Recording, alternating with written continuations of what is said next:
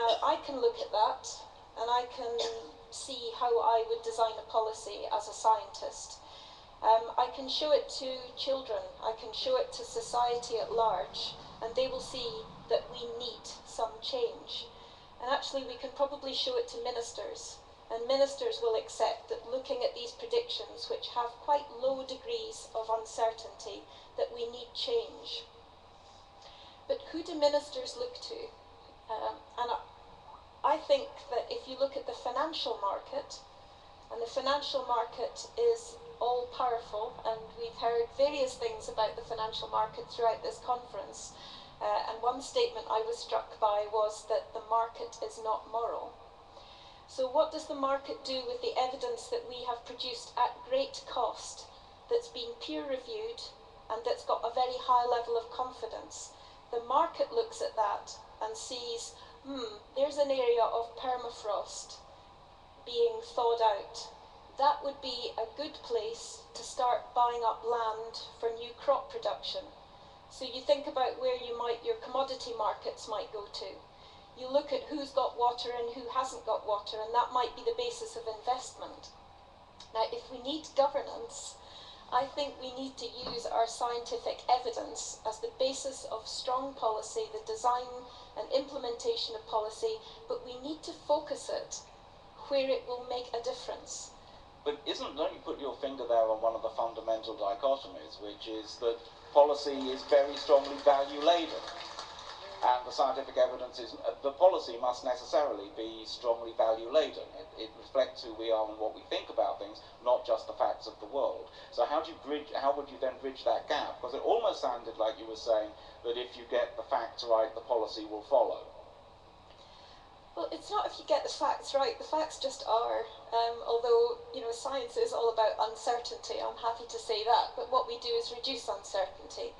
So we are left with a body of evidence that is compelling, and we need to act on that. And I don't think, if you start talking about, well, the value component of that, or in a way that's a bit of an irrelevance, because what we have to do, and we heard it just in a preamble to this session today, that economic systems have to change, and they have to change in light of the evidence. I mean, there isn't any way that you can, in my mind, looking at the evidence and looking at what comes out of the Intergovernmental Panel on Climate Change, and remind ourselves we spend a huge amount of money on generating this very high quality evidence. And we're not just doing that to make ourselves feel better. Hiding the decline in temperature from the University of East Anglia emails, ClimateGate. Or we fail ourselves as a species in a way. We have to use it, but we need to identify where the barriers are in getting that evidence used to design the policy. And just to backtrack there, we're saying we as scientists. Yeah. Okay. Now, there's an interesting question from Andy Morse on Twitter, which I understand is getting retweeted a lot, which I can imagine where it came from. Would a more matriarchal governance system be better for global sustainability? Obviously, I'm going to turn to Carlos first. Well, we value the role of women, and in Africa, that role is growing. The structures of the African Union are 50% women, 50% men, and there should be no justification that we don't have candidates for women commissioners, and that is good, and it's been good for Africa. I don't know that just matriarchal societies would be better governed. I think the combination of women and men leading the world is good. But I wanted to take this opportunity to also make the case about the Ombudsman and the Assembly, which I like the point about Assembly. And one point which has been made by Africa, which is UNEP. I think we need to make it a more robust organization, an entity that can do work to integrate the pillars of environment, economic and social, one that will have funding and we'll have democratic decisions taken by all, and taking into account the specificities of Africa, of Asia, Latin America, developing world.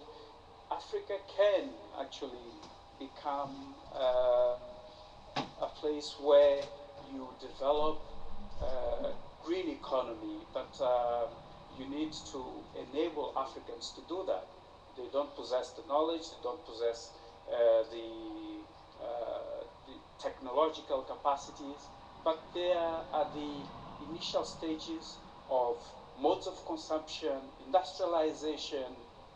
It may be harder to change habits in Europe, but I grew up in a village, and I used to take my bath every morning with a bucket of maybe 5, not more than 10 liters of water.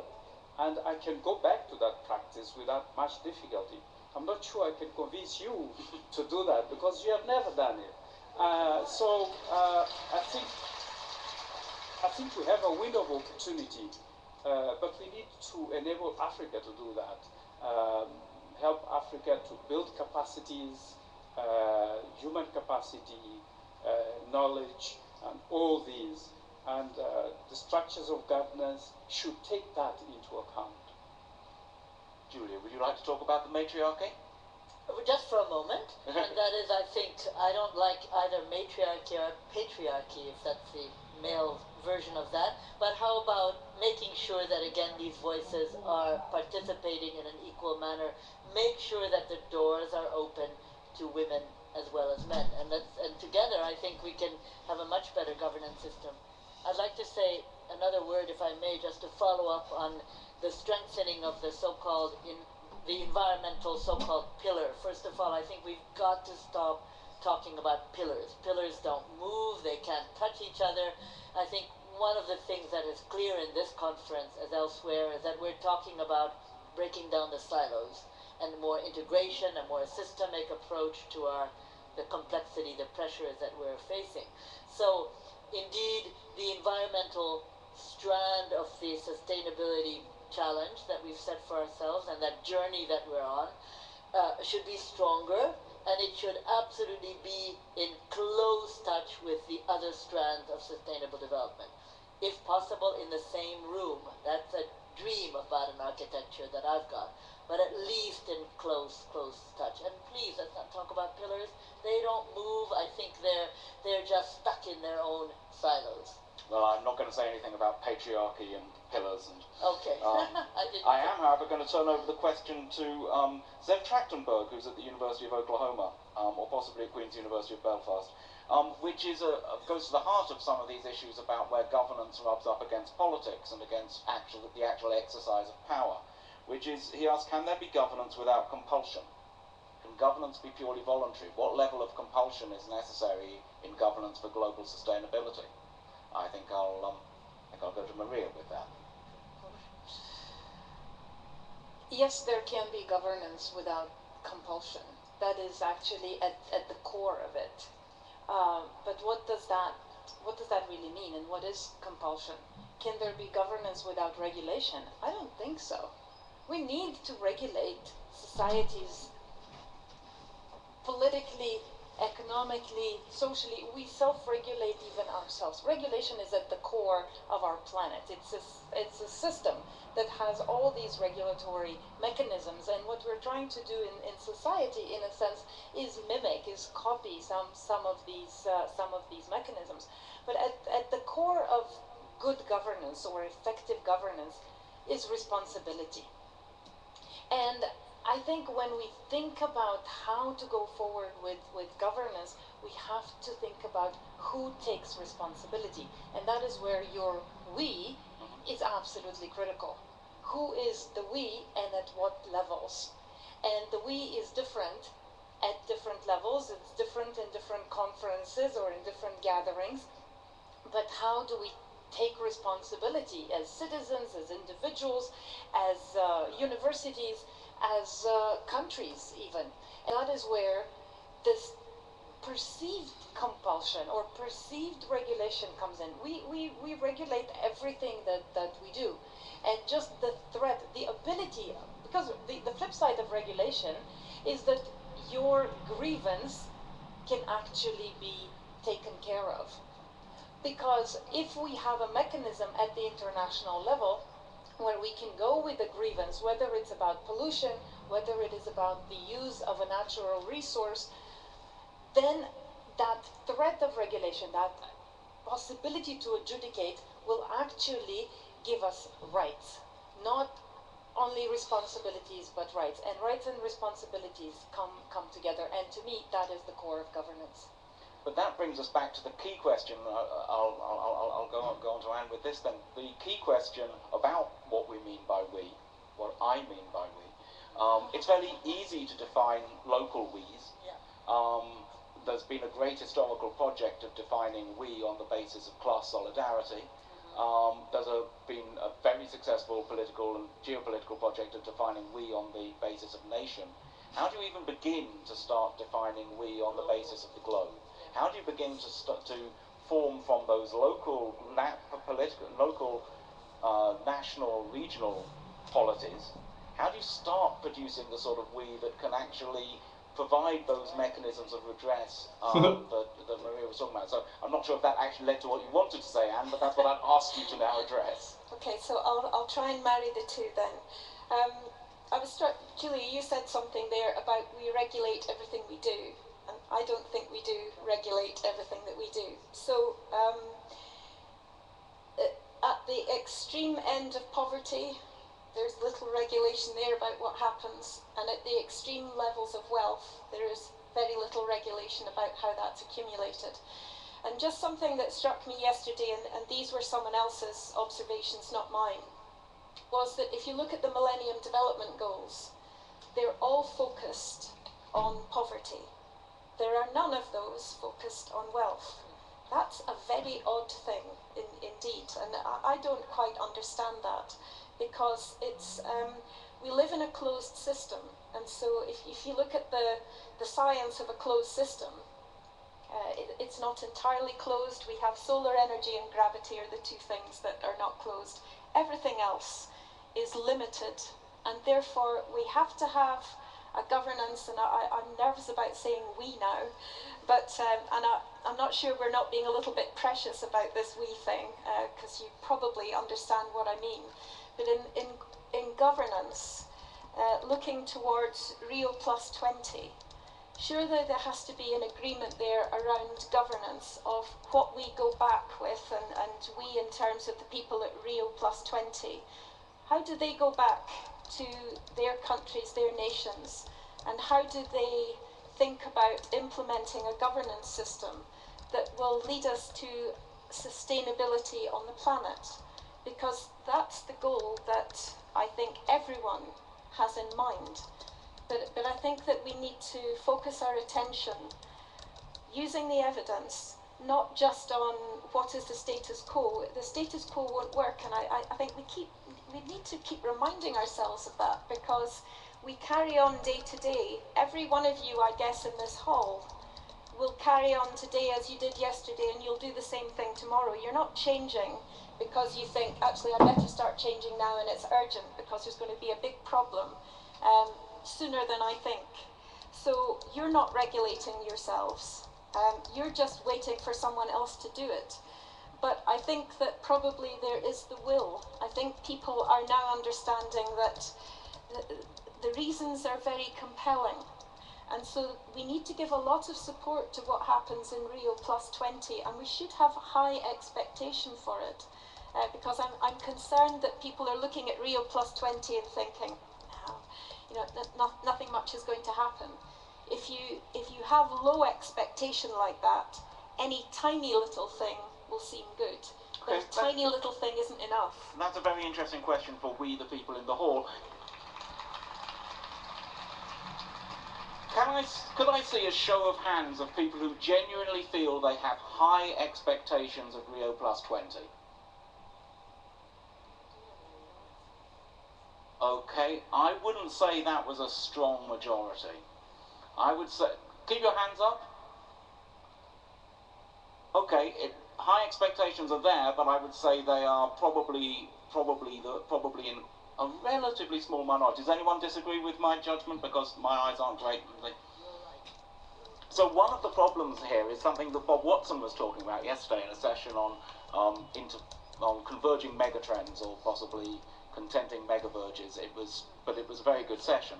And he was saying that he felt the governance systems at all levels were fundamentally flawed. I think the term he used was rotten, because of the role of vested interests at every level, which of course goes to Anne's point about, why is this not already happening? And I wondered if anyone on the panel had a view about at what level tackling vested interests was easiest, and because if you just say it's all the status quo is reinforced regardless of level by vested interests, you have a problem for action. But if you were looking for the level where you thought vested interests were most easily outmaneuvered, co-opted, or basically beaten, which level would you be thinking of? Anyone? Carlos? Well, I think it's always easy to deal with these things at the national level, because you can regulate, you can force people easily to do things. I think the most important thing is actually to identify the problem, agree on what needs to be done and how. And I think conferences like these, bringing science and the evidence to everyone, I think will probably build a common understanding of the seriousness of the situation, because we still have people who doubt that this whole thing is being made up in labs. But when you bring evidence such that we're finding, and also the disasters that we're encountering in places where there has never been disasters, then you create a common understanding. And then when you understand that we are facing a common risk, it shouldn't be so difficult to build a governance system at regional level. It's always easier to start with the small block and then go to the global level.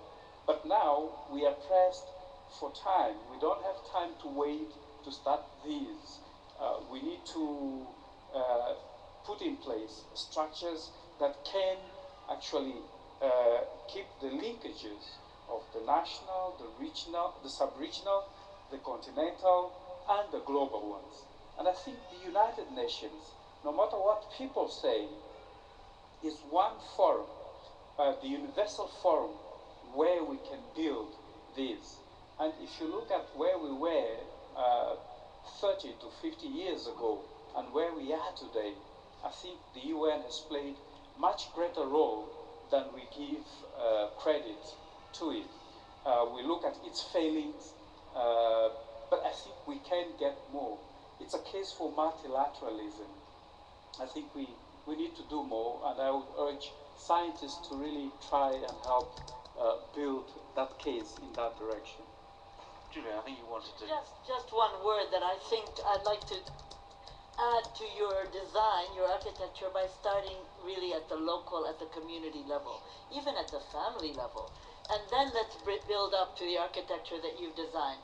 You know, people who are living close to nature, our life support, our stewards of the science that scientists are working on. They understand the problems. They know when they have to go for kilometers to get the water that you described. So let's start really at the community level, and then let's build up, and let's make sure that the messages at all levels, you know, are similar, are the same. And we need to learn how to listen to each other at all those levels. That's an interesting conception, though, especially with our talk earlier today about the Anthropocene, the idea that some people are closer to nature than others. It seems to me that everyone is about the next lungful of air away from a very profound connection with nature. Maria, you wanted to come in on the same point. Yes, I want to come on the same point with a very brief answer to your question. The short answer is the campus level. And that is the community of we that I speak about. And I have seen what happens on campuses about sustainability that is absolutely transforming. It is critical, and it has the potential of being taken up year after year for generations and in transformative leaps. Now students at universities, I can speak for the United States where I have witnessed that campus sustainability movement. Now when they think about sustainability, they think in the same breath from garbage to governance. And at the college where I used to be previously, the College of William and Mary in Virginia, the students taxed themselves voluntarily $30 a year just for sustainability. And that would generate about $220,000 a year just for sustainability. But they went further than that and said, well, now we will create the governance structure to actually operate this fund.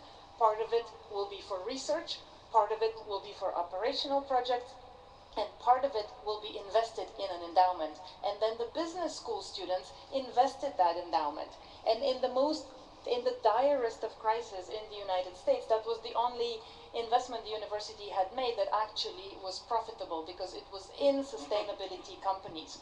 And when you have young people not only thinking that way, not only being educated, but actually learning by doing and by thinking about those issues integratively, then they take it to whatever community they begin associating themselves with.